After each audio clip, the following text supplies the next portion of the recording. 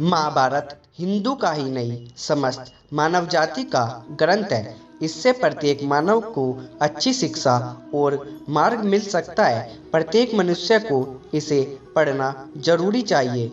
महाभारत में जीवन से जुड़े ऐसा कोई भी विषय नहीं है जिसका वर्णन ना किया गया हो और जिसमें जीवन का कोई समाधान ना हो।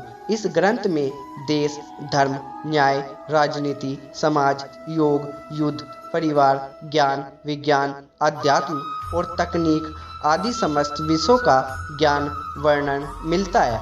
आज के इस वीडियो में हम महाभारत का एक ऐसे प्रसंग के बारे में बताएंगे जिससे आज का मनुष्य बहुत कुछ सीख सकता है। बात उस समय की है जब पांचों पांडवों को वनवास हो गया था।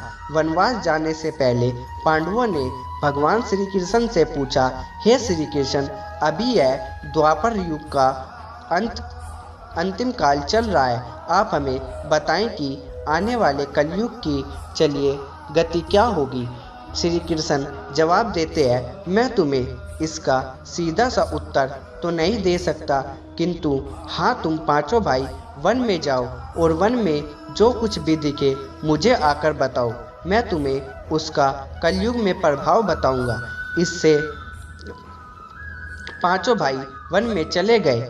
उन्होंने वन में देखा, वह देखकर आश्चर्यचकित रह गए। आखिर उन्होंने वन में क्या देखा और श्री कृष्ण ने क्या जवाब दिया, यह जानने के लिए अंत तक वीडियो में बने रहे। युधिष्ठिर भ्रमण पर थे। उन्होंने एक जगह पर देखा कि एक हाथी के 2 सूंड थे। यह देखकर युधिष्ठिर के आश्चर्य का ठिकाना नहीं रहा। अर्जुन दूसरी दिशा में भ्रमण पर थे। कुछ दूर जंगल में जाने पर उन्होंने जो देखा उसे देखकर वह भी आश्चर्यचकित रह गए। वहां पर देखा कि कोई पक्षी जिसके पंख के ऊपर वेदों की रचनाएं की हुई है और वह पक्षी मुर्दे का मांस खा रहा है। यह दृश्य देख अर्जुन कुछ समझ नहीं पाए। दोनों भाइयों की तरह भीम भी भ्रमण पर थे। उन्होंने जो देखा वह आश्चर्यचकित रह गए। उन्होंने देखा कि गाय ने एक बछड़े को जन्म दिया है, लेकिन जन्म के बाद में गाय बछड़े को इतना चाट रही है कि उसका बछड़ा लहूलुहान हो गया है। सहदेव भी भ्रमण पर थे तो उन्होंने चौथा आश्चर्य देखा। उन्होंने देखा कि 6-7 कुएं हैं जिनमें पानी है और बीच का एक कुआं खाली है। बीच का कुआं काफी गहरा होते हुए भी पानी नहीं है। घोर आश्चर्य हुआ, ऐसा कैसे हो सकता है। नकुल भी भ्रमण पर थे और उन्होंने एक आश्चर्यजनक घटना देखी। एक पहाड़ के ऊपर से एक बड़ी सी चट्टान लुढ़कते हुए नीचे आ रही है। वे कितने ही वृक्षों से टकराकर उनको नीचे गिराते हुए वे आगे बढ़ जाती है। विशालकाय वृक्ष भी उसे रोक नहीं सके। इसके अलावा यह चट्टान कितनी ही अन्य चट्टानों के साथ टकराई, फिर भी वह उसे रोक नहीं सके। अंत में वह एक अत्यंत छोटे पौधे को स्पर्श होते ही स्थिर हो गई। इसके बाद पांचों भाई एकत्रित हुए और श्याम को भगवान श्री कृष्ण को अपने अनुभव सुनाए। सबसे पहले युधिष्ठिर ने कहा, मैंने तो पहली बार 2 सूंड वाला हाथी देखा। यह मेरे लिए तो बहुत आश्चर्यजनक था। भगवान श्री कृष्ण कहते हैं, धर्मराज, अब तुम कलयुग की सुनो। कलयुग में ऐसे लोगों का राज होगा जो दोनों ओर से शोषण करेंगे, बोलेंगे कुछ और, करेंगे कुछ और, मन में कुछ और होगा और कर्म में कुछ और। ऐसे ही लोगों का कलयुग में राज होगा। तुम कलयुग आने से पहले तक राज्य कर लो। युधिष्ठिर के बाद अर्जुन ने कहा, मैंने जो देखा है वह तो कहीं ज़्यादा आश्चर्यजनक था।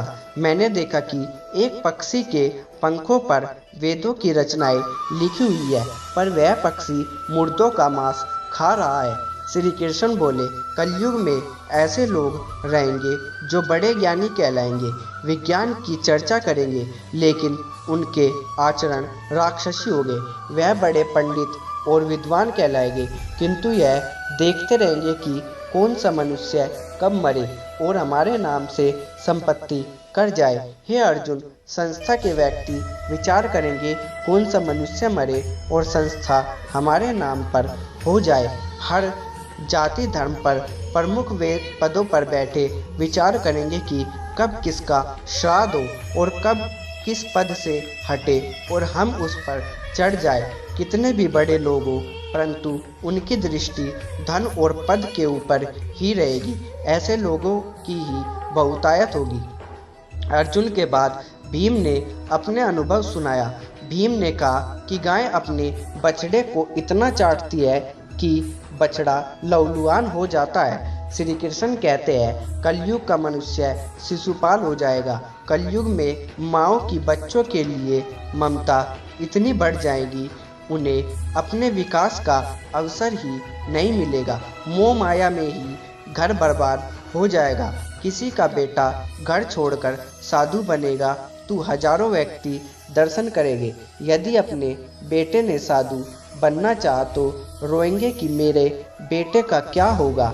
इतनी ज़्यादा ममता होगी कि मोह माया और परिवार में ही बांध कर रखेंगे।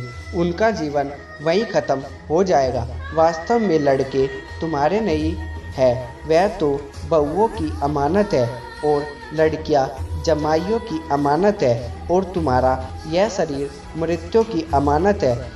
तुम्हारी आत्मा परमात्मा की अमानत है। इसलिए तुम्हारा अपने शाश्वत संबंध को जानना आवश्यक है। भीम के बाद सहदेव ने पूछा, हे श्री कृष्ण, मैंने जो देखा, मैंने यह देखा कि 5-7 बड़े कुओं के बीच एक गहरा कुआं बिल्कुल खाली है, जबकि ऐसा संभव कैसे हो सकता है। भगवान श्री कृष्ण ने जवाब में कहा, कलयुग में लड़की के विवाह में, मकान के उत्सव में, छोटे बड़े उत्सवों में तो लाखों रुपए खर्च कर देंगे, परंतु पड़ोस में ही यदि कोई भूखा प्यासा मर रहा होगा तो यह नहीं देखेंगे कि उसका पेट भरा है या नहीं। उसका अपना ही सगा भूख से मर जाएगा, उसे देखते रहेंगे और दूसरों ओर मौज मदिरा, मांस भक्षक, सुंदरता और जश्न में पैसे उड़ाएंगे, किंतु किसी के 2 आंसू पोंछने में उनकी रुचि न होगी।